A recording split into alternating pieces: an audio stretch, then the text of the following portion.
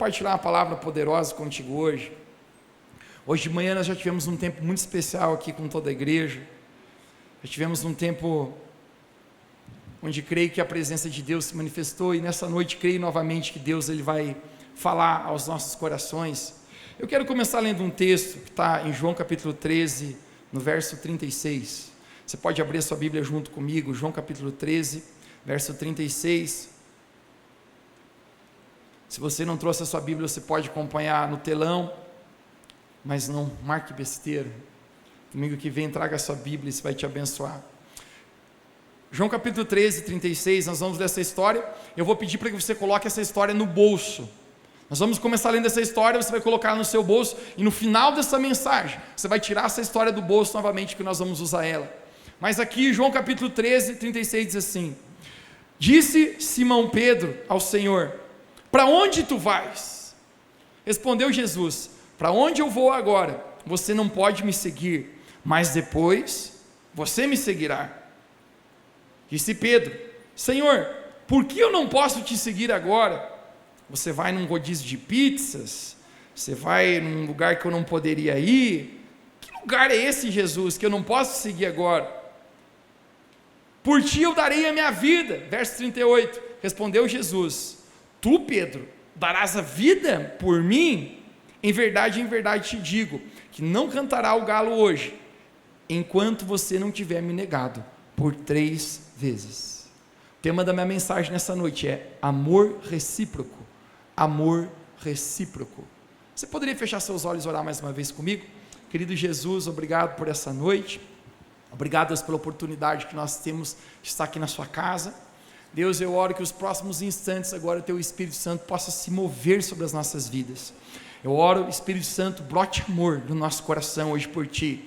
Cada pessoa que veio aqui, saiu da sua casa, veio nesse lugar, desperte o amor. Apenas teu Espírito Santo possa fazer isso em nós. Então eu oro pela ação da tua palavra, a tua palavra que é poderosa para fazer e cumprir aquilo que está designado. Eu oro que possa fazer em nosso coração hoje. Você pode dizer comigo, em nome de Jesus, meu coração e minha mente estão abertos para tudo aquilo que Deus quer fazer na minha vida. Diz amém onde você está. Amém. Eu acredito que não existe nenhuma plataforma, ou se nós fôssemos usar um jargão mais antigo de igreja, algum púlpito, alguma plataforma de igreja que não se fala muito a respeito do amor de Deus por nós. E a propósito, gente, é inexplicável. Quantos aqui creem que Deus nos ama muito, gente?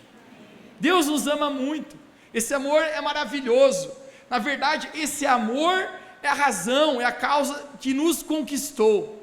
O amor de Deus por nós, naquela cruz do Calvário, ao morrer em nosso lugar, conquistou o nosso coração. Nós fomos conquistados pelo amor de Deus. O apóstolo Paulo, quando vai falar a respeito desse amor, ele também fica um pouco gaguejando, e ele diz: quão grande esse amor, é muito profundo, não, é muito largo, não, é muito alto. Quem poderá nos separar do amor de Deus? Nem a morte, nem a vida, nem os anjos, nem os demônios. E no final ele apenas termina dizendo: nada poderá nos separar do amor que está em Cristo Jesus. Porque o amor de Deus pela nossa vida é muito grande. Obviamente, o tema central de toda a Bíblia não é o homem amando a Deus, mas é Deus amando o homem.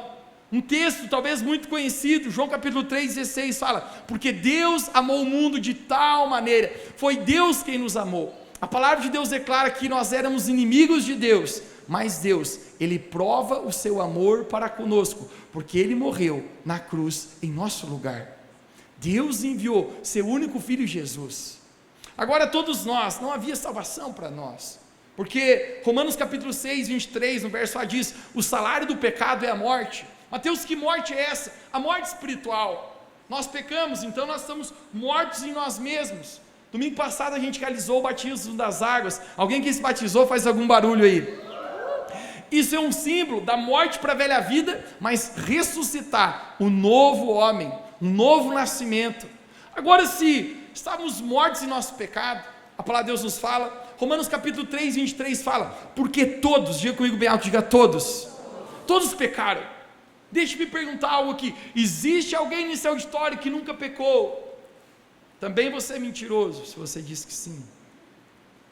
Todos pecaram, a palavra de Deus nos fala, e estão destituídos, estão longe da glória de Deus. Efésios 2:1 diz: estávamos mortos em nossos delitos, em nossos pecados. Mas aí vem Romanos capítulo 5:8 que diz: mas como Deus prova o seu amor por nós. Mateus, como que Deus prova o amor que Ele tem por mim? A própria Bíblia responde: porque Cristo morreu por nós, quando nós ainda éramos pecadores. Nós éramos inimigos de Deus. E deixe te ver se você era aquele camarada que não gostava de igreja e dizia: isso aqui não é para mim. Não, esse negócio de igreja não é para mim, não. Eu tô outra vibe. A gente era inimigo de Deus. A gente até ficava zangado quando via alguém agir de maneira correta. Mas a Bíblia fala que Deus, Ele nos amou, porque Cristo, Ele deu a sua vida por nós. Então, se tem algo, gente, que nós temos uma certeza, é que Deus nos ama. Alguém tem certeza? Diga amém bem alto. Deus nos ama, é inexplicável esse amor. Essa é uma convicção muito grande, gente, que todos nós sabemos. Deus nos amou e Deus nos ama. Agora, gente, nós estamos vivendo numa era tomada por uma mentalidade, né, e uma ideologia de humanismo. A mentalidade nesse mundo é muito enraizada a respeito do humanismo. E o que a mentalidade humanista é? Ela declara que o homem é o centro. E quando eu estou falando homem, não estou falando apenas dos homens aqui, mas das mulheres também. Mas a mentalidade humanista está declarando: o homem está no centro, e está declarando: tudo foi criado para servir o homem. Como se o homem, né, nós fôssemos usar as expressões do Reva Delis, ontem aqui, fosse o gás da Coca-Cola. Como se nós, seres humanos, fosse a última bolacha do pacote, recheado. Como se nós fôssemos o centro. Obviamente, gente, o homem é a supremacia da criação. Aqui nessa terra, quando Deus cria todas as coisas, Deus coloca o homem num patamar maior. Eu gosto dos animaizinhos, mas os animaizinhos são para servir o homem. A propósito, eu creio que os cachorrinhos estarão no céu. Gosto dos cachorrinhos. Já os gatos vão para o inferno. Estou brincando, gente. Estou brincando. Não tem nada contra gatos. Mas o simples fato, sabe qual é? O homem é a supremacia da criação. É mais importante o homem do que qualquer coisa. A natureza é para servir o homem. Os animais são para servir o homem. O homem é a supremacia da criação. Talvez você seja daquele que diz: eu sou pai de pet, mãe de pet, né? Hashtag para você, frufru, né? Mas o simples fato, gente, não tem problema se você quiser ser pai de pet, mãe de pet, contanto que você sempre ame pessoas acima de animais, sempre pessoas acima de coisas.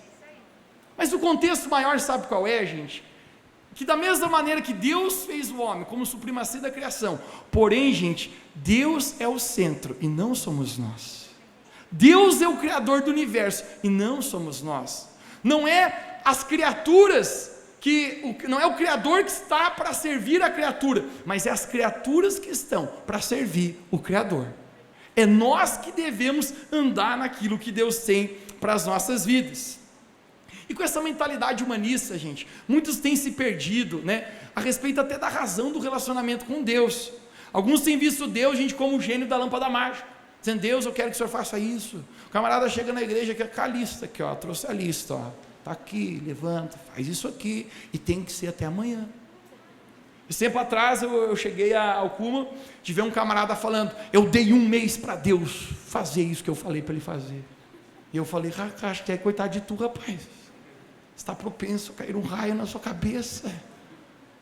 Mas porque quando nós achamos que nós somos o centro, quando nós estamos contaminados por essa mentalidade, gente, na verdade, a gente vai fracassar nesse relacionamento.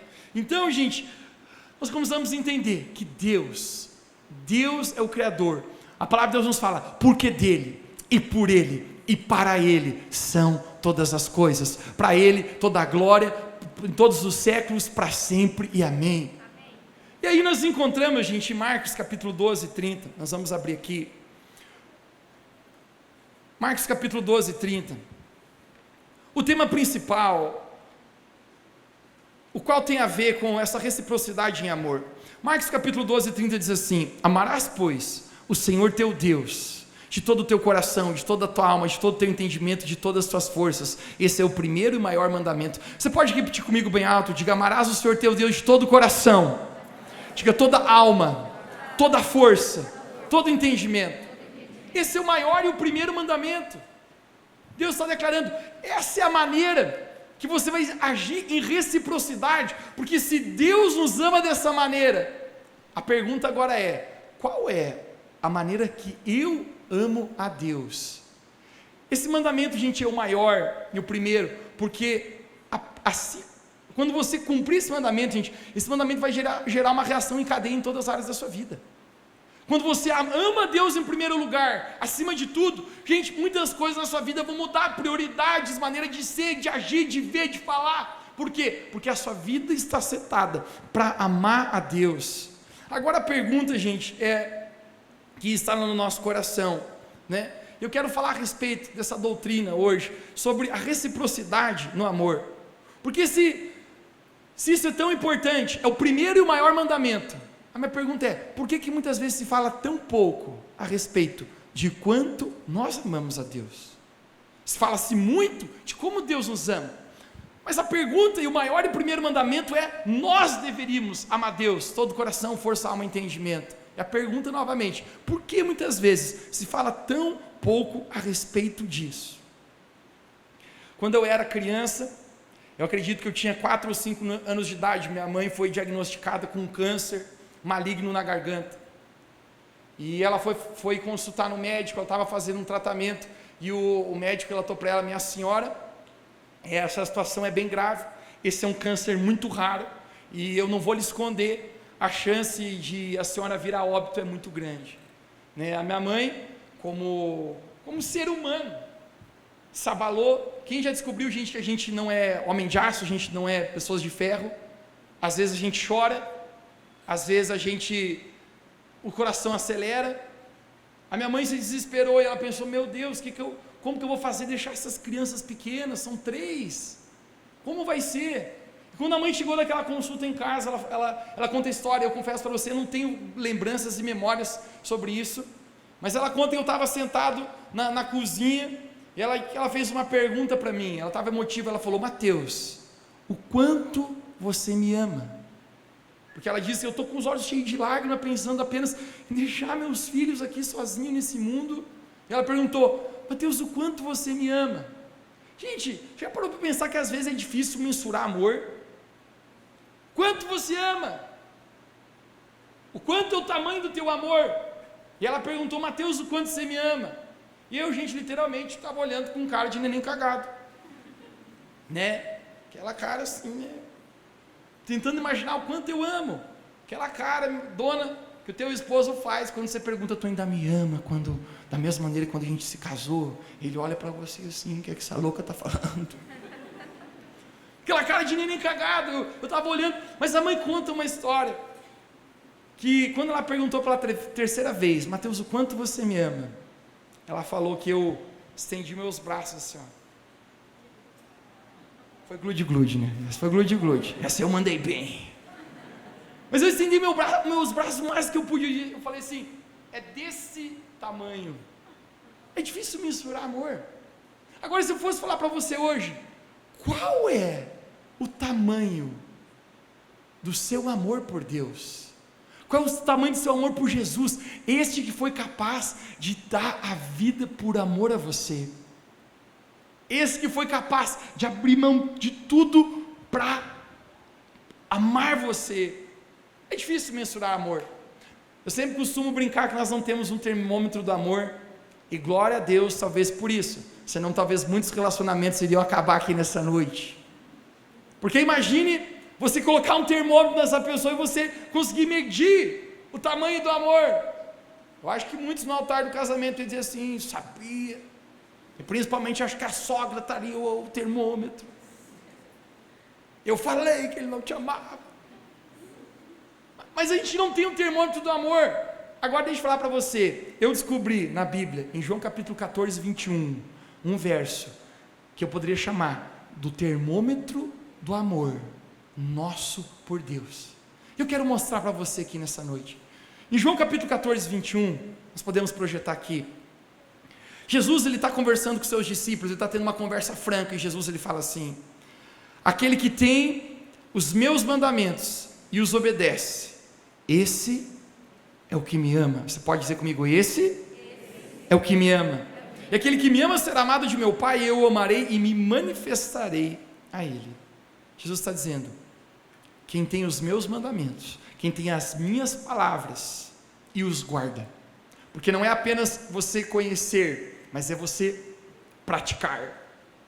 Não é apenas você saber, mas é você ter atitudes em relação àquilo que você já sabe de Deus. Jesus está falando: se você me ama, você vai conhecer a minha palavra. Os meus mandamentos, que a propósito são para o seu bem, são para que você tenha uma vida em abundância. E esses mandamentos que você vai trazer para o seu coração, você vai os guardar. Se você fizer isso, aqui está o teu termômetro do amor. Esse é o que me ama. Porque amor, gente, a Deus sempre está ligado à obediência. Amor a Deus sempre está ligado a uma vida de obediência à palavra de Deus. Agora a palavra obediência no Novo Testamento, gente, ela é usada como a palavra santidade. Vou contar até 3, você pode dizer bem alto comigo essa palavra: 1, 2, 3. Santidade, gente. O que significa a palavra santidade? A palavra santidade vem da palavra ser santo. E obviamente a palavra ser santo significa ser separado. Você se separar de algo. Mateus, separar do quê? Do pecado, do mundo, da impureza. Alguém que quer ser santo não significa que é uma pessoa que não peca. Não significa que é uma pessoa que não tem dificuldades. Não significa que é uma pessoa que não passa por muitas tentações. Mas significa que é uma pessoa que decidiu dentro do seu coração apenas dizer: a minha vida é para a glória de Deus.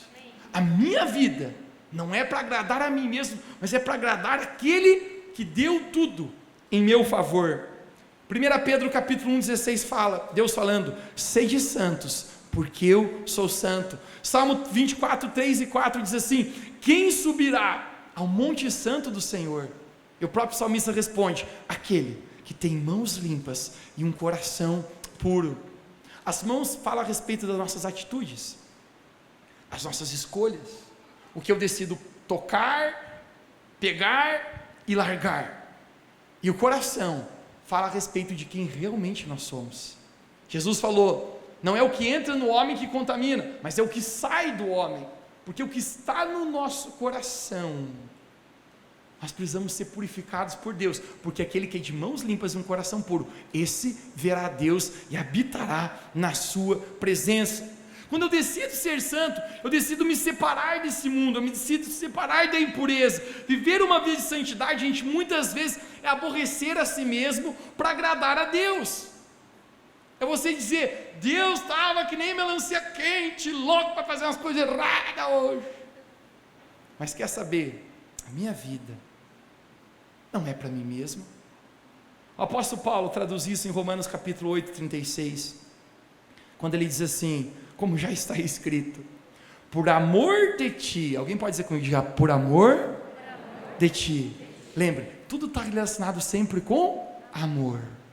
Por amor de ti, somos entregues à morte todos os dias. Fomos considerados como ovelhas indo ao matadouro. Uau! Quando eu era adolescente, eu fui participar de um acampamento de jovens no interior do Paraná, numa cidade chamada Pato Branco. E eu nunca me esqueço que ia ter um churrasco ao meio-dia. O churrasco ia ser um churrasco de carne de cordeiro. Hashtag não é a minha preferida, mas nós estava lá para o que vier. E naquela noite, né, o pastor, hoje um amigo meu, ele teve um sonho. E nesse sonho Deus falava para ele: eu gostaria que ele pegasse e sacrificasse aquele cordeiro na frente de todas as pessoas. O cordeiro que ia ser feito um churrasco. Uma atitude normal, você matar um cordeiro para fazer um churrasco. Ele falou: quem não quiser participar disso, não precisa, tá, gente? Mas eu sinto que para alguns aqui isso vai valer. E Deus falou no meu coração: Mateus, eu quero que você veja. Eu falei: Deus, não tenho medo dessas coisas. Tinha medo até de galinha. Estou brincando, gente, também não é tanto. Mas eu falei: Deus, vai ver esse cordeiro morrer. Obviamente, Agora, uma coisa que eu nunca tinha percebido na minha vida, gente, e alguns aqui talvez tiveram essa oportunidade, um cordeiro, uma ovelha, quando ela vai ser morta, gente, ela fica totalmente muda, ela não se debate, ela não grita, ela não reclama, é incrível. Você já viu um porco sendo carneado? Não é o teu marido novamente, dona, né? Ah, eu vi ele sendo atropelado um dia lá. Não é isso. Um porco, ele se debate, chega a ser desesperador, gente, o tanto que ele grita. Mas uma ovelha, um cordeiro, o qual a palavra de Deus fala que Jesus é o cordeiro de Deus. Por que Jesus é o cordeiro de Deus? Porque Jesus foi mudo para aquela cruz para morrer por nós. Jesus, ele não argumentou. Jesus falou, cara, é preciso morrer pelos pecados do Mateus, é preciso morrer pelos pecados da humanidade, então eu vou morrer lá com alegria. Gente, quando aquele cordeiro foi morto, aquilo foi muito forte para mim, mas é isso que o apóstolo Paulo está declarando aqui. Nós morremos para nós mesmos. Que morte é essa, Mateus? Morte muitas vezes para minhas vontades que desagradam a Deus, morte muitas vezes para os meus desejos pecaminosos e impuros. Mas nesse momento, ele diz, como uma ovelha que não reclama, uma ovelha que entende o propósito dela. Nós somos como uma ovelha indo ao matadouro.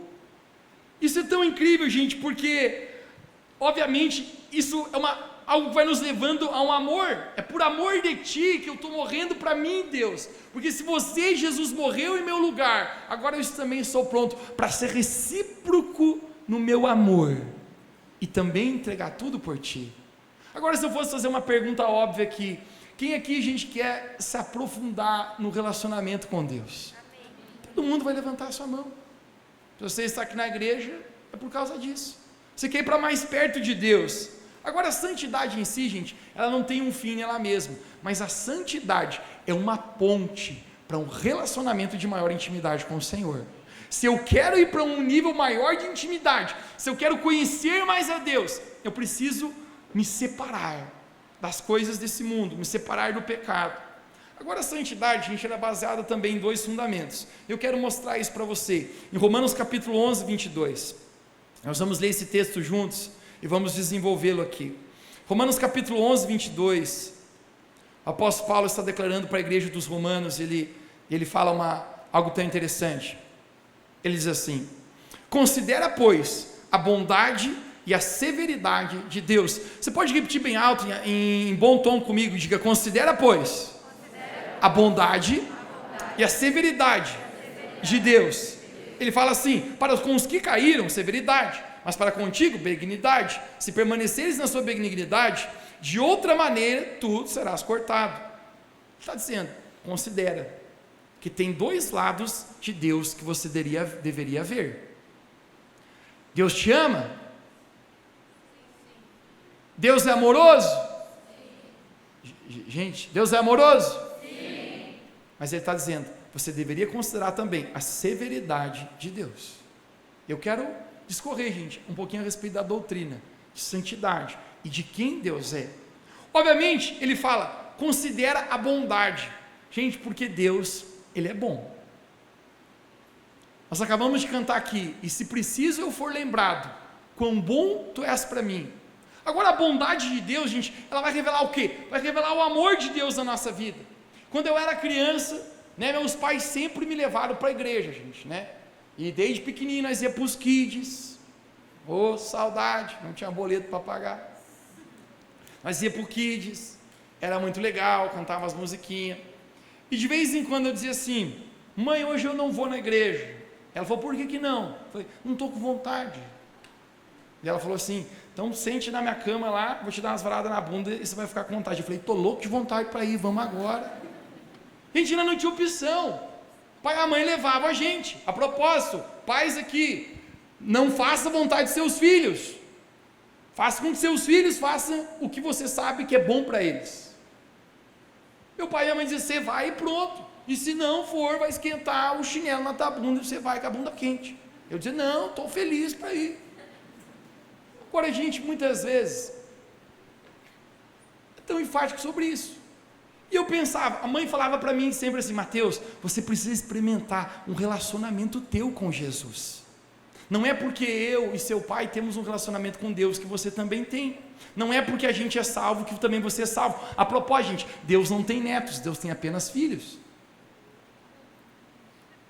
Ai, meu pai e minha mãe são baita pessoa de Deus. Está no céu, dou a mão para eles, entro junto de fininho. Deus só tem filhos. E a mãe falava, a mãe se abaixava na nossa frente e dizia, vocês precisam ter as próprias experiências de Deus. E a mãe dizia, Mateus, você quer aceitar Jesus? Você quer ter um relacionamento com Deus? Eu dizia, quais as opções que eu tenho? Ele dizia, se você aceitar Jesus Cristo, a palavra de Deus fala, quem crer será salvo, quem não crer será condenado. Se você viver com Jesus, você vai para o céu. Eu falei, e se eu não crer em Jesus e não quiser o tal do Jesus? Ela falou, não tem problema, você vai para o inferno. Eu falei, vou para o céu, quero Jesus. Mas um tempo, gente, na minha vida, aquilo que era obrigação, foi trazendo dentro do meu coração, gente, amor. Porque à medida que eu ia caminhando e ouvindo sobre Deus e conhecendo a Deus, o amor foi brotando dentro da minha vida. Pense comigo, você não ama uma pessoa na primeira ou primeiras vezes que você vê ela, sim ou não? Você pode se apaixonar por essa pessoa, você pode olhar assim, como diria meu pai, as vezes, nossa, que pão, né? Pessoal old school aí, né? Nossa, que pãozão, né? Você pode olhar, meu Deus, que menina maravilhosa, você pode ter uma atração por ela, você pode ter, né, os mais doidos, aqueles que falam paixão à primeira vista, amor, né? Você pode até ter isso, mas amor vem de profundidade em relacionamento e conhecimento, sim ou não? Sim. Você pode passar, falava na escola de crescimento ontem, né? Você pode ter uma atração pela pessoa à primeira vista, o camarada está aqui, o homem, né, ele olha a menina, ele dá o raio-x, né? Ele escaneia a menina de baixo a cima, que nem um xerox, não é? Ele olha assim, oh, meu Deus, essa era a mulher de Deus para mim. Mateus, significa que ele ama essa mulher? Não, talvez ele teve uma atração, ou achou bacana ali o esqueleto, como diz, né? Que se engana também quem acha que só o homem olha para a mulher, né? A diferença é que homem e mulher são diferentes. O homem não tem tato, né? Ele faz assim, ó.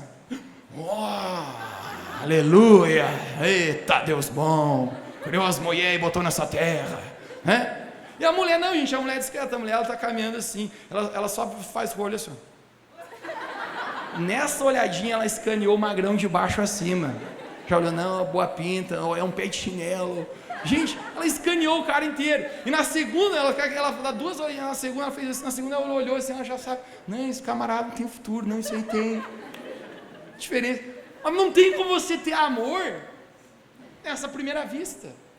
Mas deixa eu falar para você, quando você começa a caminhar em relacionamento, diz que as pessoas que vocês são mais íntimas, a pessoa que você mais ama, é possível você ficar no mesmo lugar com ela sem conversar e você se comunicar com essa pessoa. Apenas você desfrutar de estar ali. Com Deus não é diferente. À medida que eu estava na casa de Deus, à medida que eu ouvindo a palavra de Deus, esse amor ia brotando no meu coração. Esse amor ia crescendo na minha vida, e aquilo que um dia era uma obrigação, começou a se tornar o prazer e a alegria da minha vida.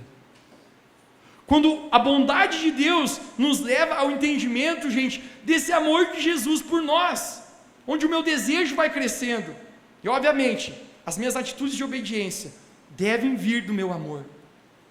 Filipenses capítulo 13, 7, o apóstolo Paulo, ele traduz isso, dizendo assim, cara, aquilo que um dia era lucro para mim, se tornou perda, porque agora o meu desejo é conhecer mais a Cristo, o meu desejo é conhecer e me aprofundar mais nesse amor. Então tem coisas do meu passado, cara, que já é perca, uma vez sim era lucro, uma vez sim eu queria fazer isso, mas hoje, essas coisas agradavam a Deus, então agora o meu prazer já não está mais naquilo, mas o meu prazer está em agradar a Deus. Se os nossos pecados fazem separação entre nós e Deus, todo o nosso fruto de santidade, de obediência a Deus, não é porque nós não podemos fazer algo. Esse tempo atrás eu descobri um que falava, e na igreja eu não posso fazer um monte de coisa, né? Eu falei, pode, Ah, é, Mateus? Eu achei que não podia fazer umas coisas. Pode fazer tudo que você quiser. Porque a propósito, gente, Deus que te deu o livre-arbítrio. Alguma vez, antes de você pecar, aguenta só um pouquinho para fazer o fundo do terror. Pode ficar aí já. Alguma vez,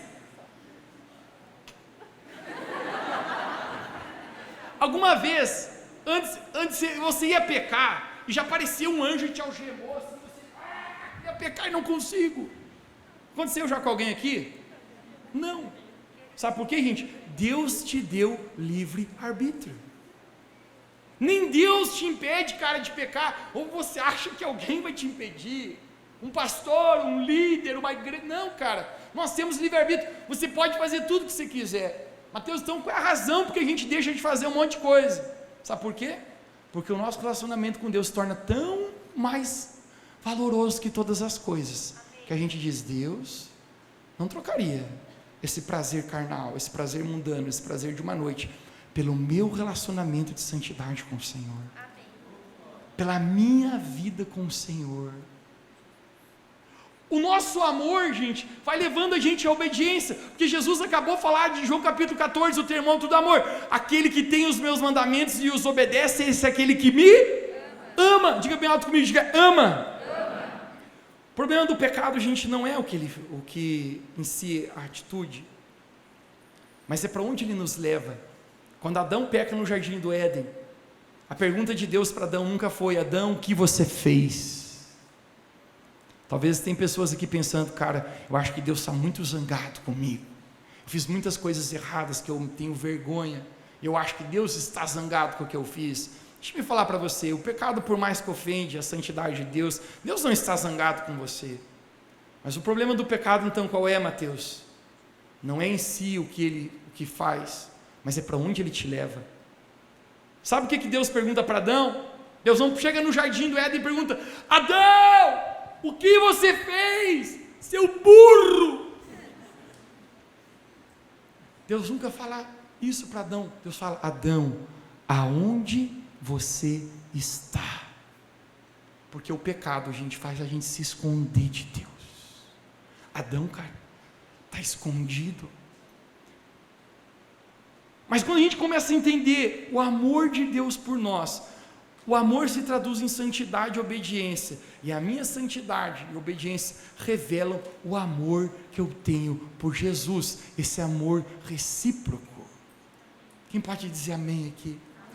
Ele está dizendo, o apóstolo Paulo, Romanos, considere então a bondade de Deus, mas ele fala, calma aí, cara, considere outro lado, considere também a severidade de Deus.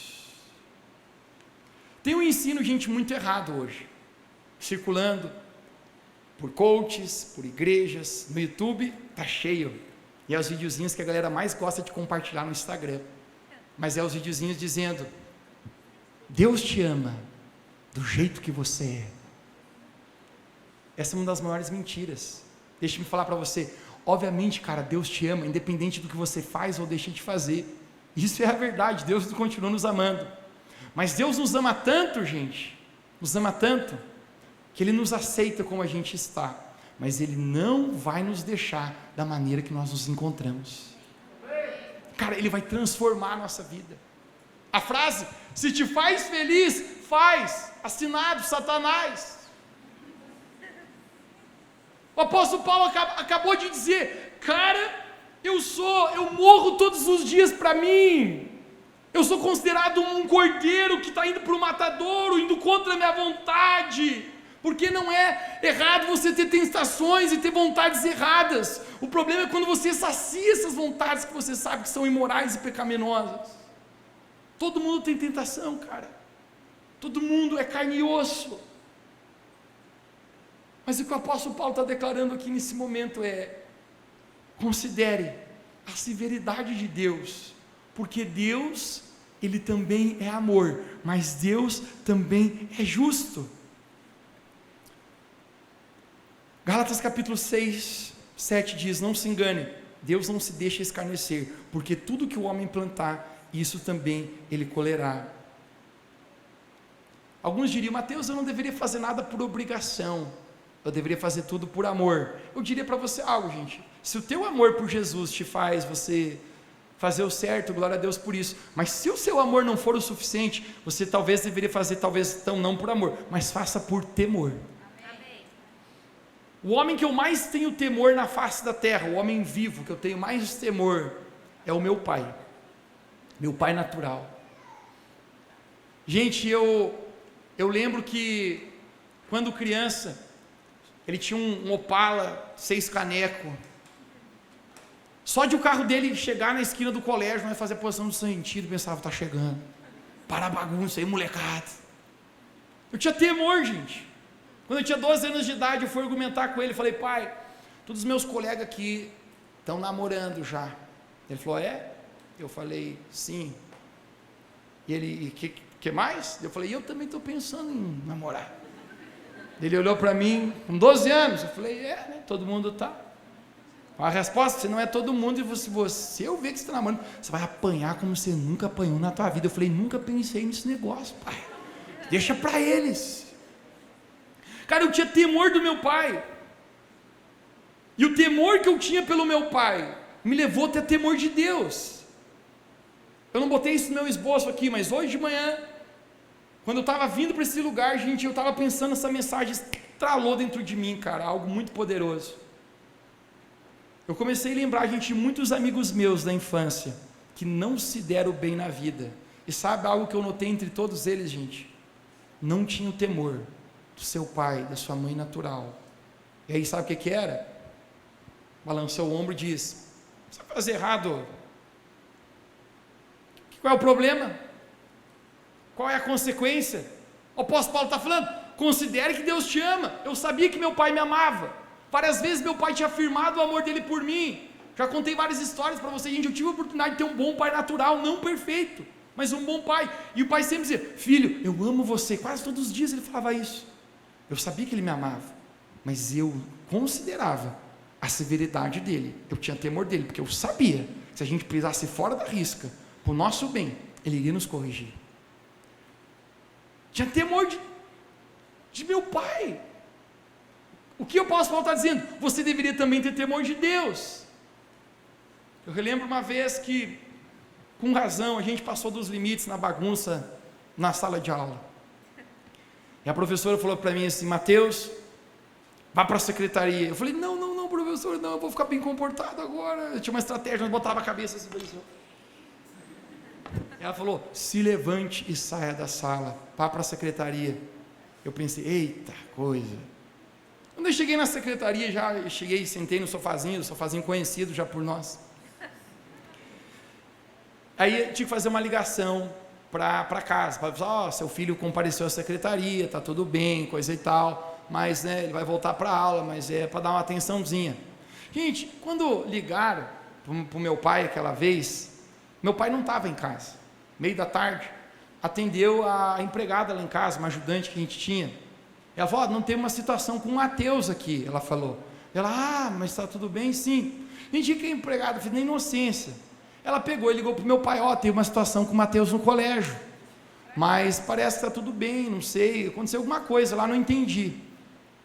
Gente, eu estou sentado naquele sofá pensando assim, me dei bem, não estou naquela aula chata, estou aqui olhando o movimento.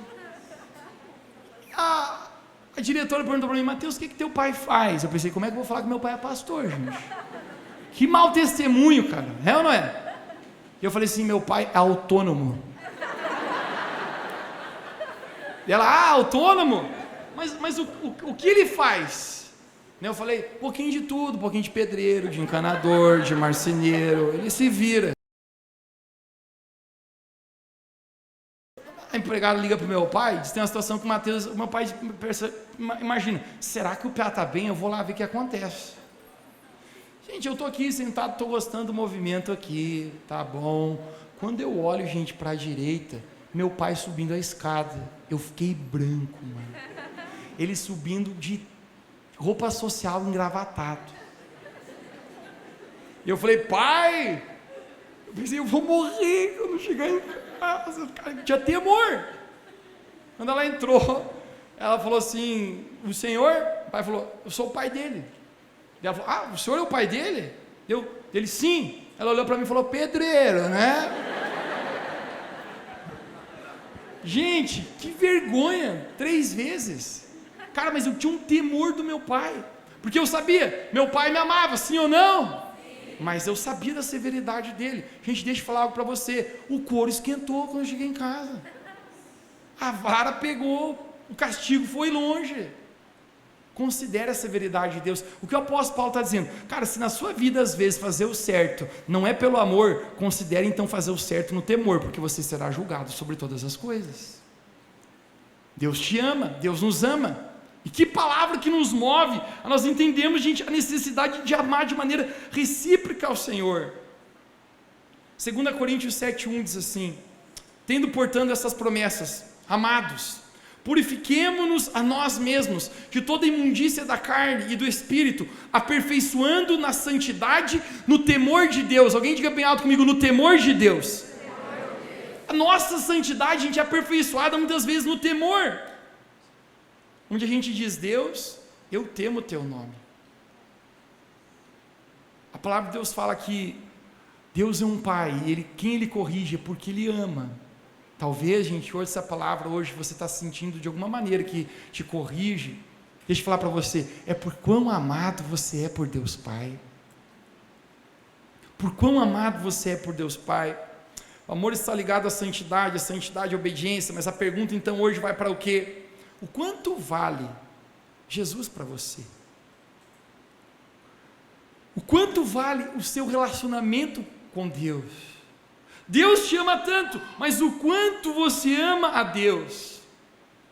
Tire do bolso. Quem lembra que eu falei para você tirar aquela história do bolso? Pedro está ali perante Jesus, e Jesus fala: gente, estou indo. Para onde Jesus ia, Mateus?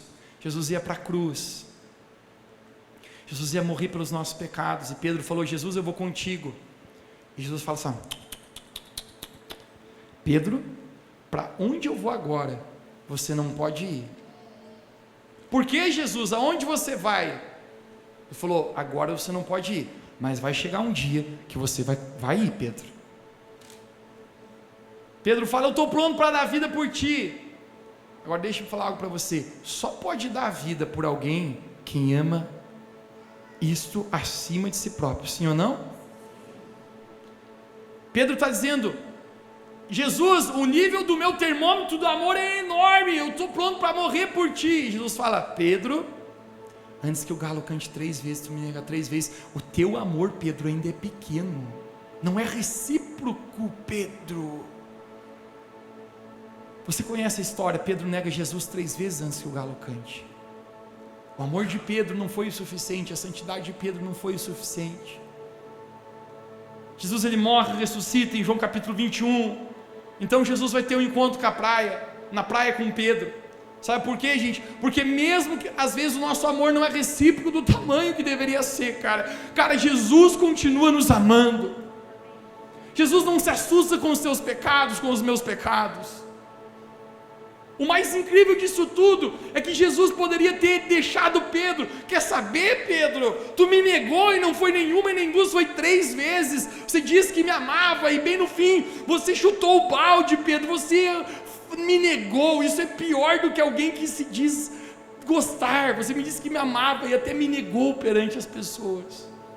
Mas não importa, Pedro. Se os seus pecados são sujos, se você fracassou, se você errou, Pedro, o meu amor por você não muda. Jesus vai até a praia se encontrar com Pedro. Sabe por quê? Porque Jesus não estava pensando no erro dele. Quão grande é o amor de Deus por nós, igreja.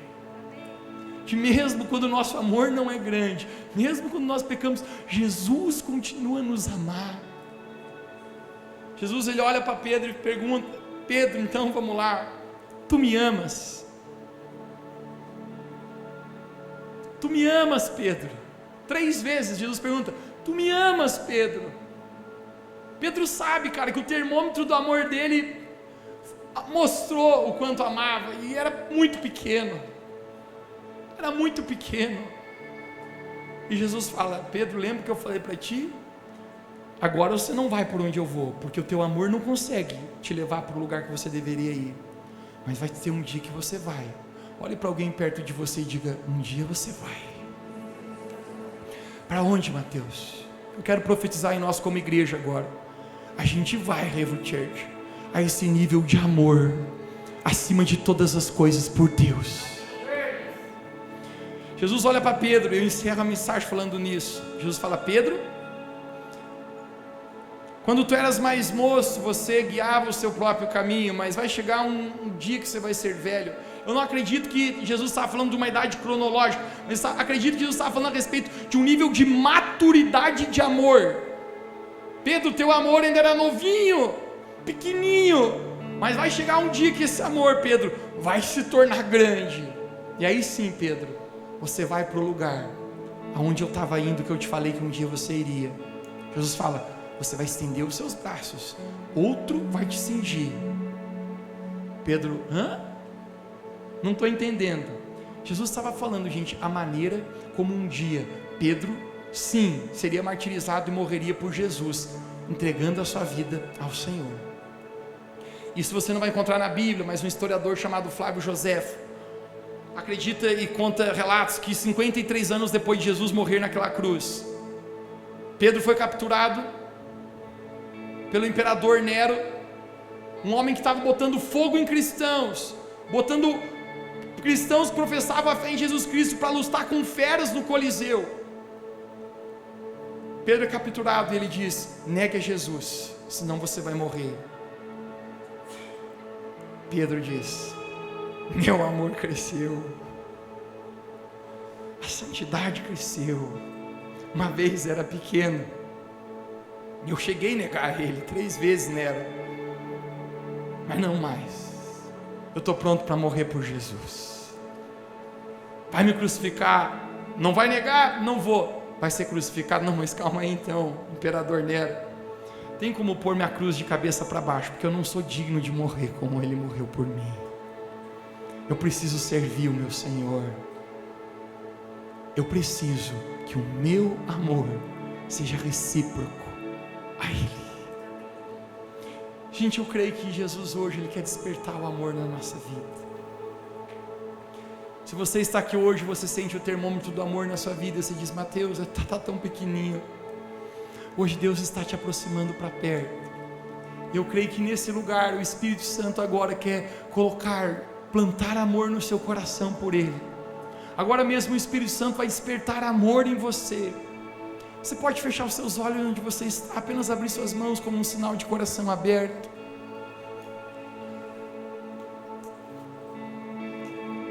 Espírito Santo, eu oro agora, desperte o amor,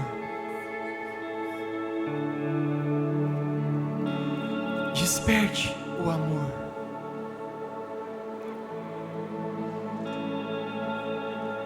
desperte o amor em nossos corações.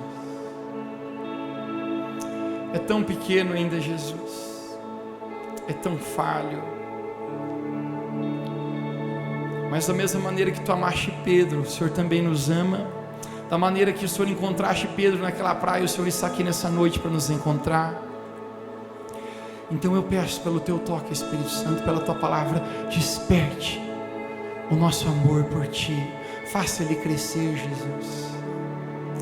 Se nessa noite você sente essas palavras indo em direção e ao encontro da tua vida, e você diz: eu quero que meu amor cresça, eu quero amar Jesus de todo o coração, alma, força e entendimento. Eu quero que o meu amor seja recíproco por Jesus, da mesma maneira que Ele me amou. Onde você está? Fique de pé onde você está.